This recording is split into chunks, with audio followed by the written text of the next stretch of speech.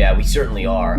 So I'm right with you in that we definitely have not seen max pain. And the reason I can tell that, and I'm sure you can tell that as well, is that in past cycles, I know you've been around for a long time like me, when you get to max pain, people don't even want to talk about it. They just kind of throw up their hands in kind of giving in, defeat, right? And you Yeah. still see, when we get at this 20,000 level, people are still like, oh, I'm going to buy more. It's going to go back to all-time highs in no time at all. That mentality shows you a lot. And that tells you you're not at that bottom yet.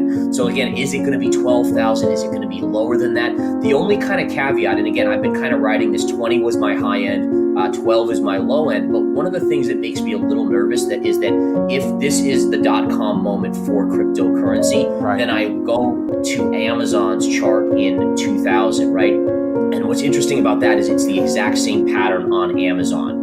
You have the same M-top that you have on Bitcoin at this point. And Amazon went from $112 down to about $7 to $6. It's about a 95% drop, right? So you have to think in those terms. A good trader is always going to think about all angles and try to be as prepared as possible no matter what occurs. So I'm in agreement with you. I think that you will see inflation start to come in. We've already seen oil coming in sharply. That will eventually filter out. Also, natural gas has been tumbling as well. But I don't think Bitcoin is near that max pain, not yet.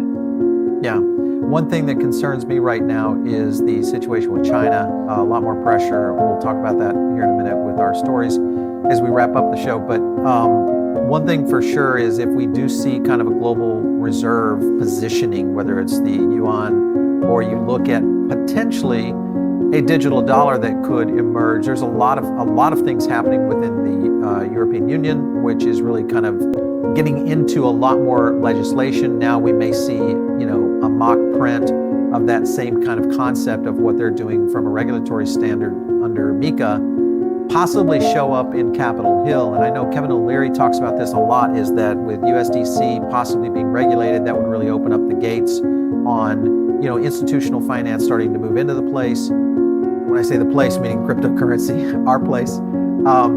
If that were to occur and we got some light load on the back end of this year, and you kind of look at next year, 2023, where would you see the potential for Bitcoin in that next cycle, say Q1 and Q3? Anything that you're looking for in a long-term outlook for that? Yeah, so longer term, I'm hugely bullish on Bitcoin. I continue to be. I'm less bullish on a lot of the altcoins for reasons that you've mentioned here, which is, again, what use case do they have? Is it a use case that makes them a security, or is it a commodity, Right. or what? And we know that regulation is at some point going to differentiate. And then what does that mean for them? I think Ethereum survives. There's so much built on Ethereum at this point, but we have to be, as investors, I'm very much focusing on Bitcoin and Ethereum as my top holdings in the next cycle. Just because, again, I don't have clarity on a lot of these rules and regulations that inevitably are going to come. And in all fairness, I do want some regulation. I just want the right type of regulation. I want the regulation that protects the consumer, right? The ones where if your account gets hacked and you lose your Bitcoin, you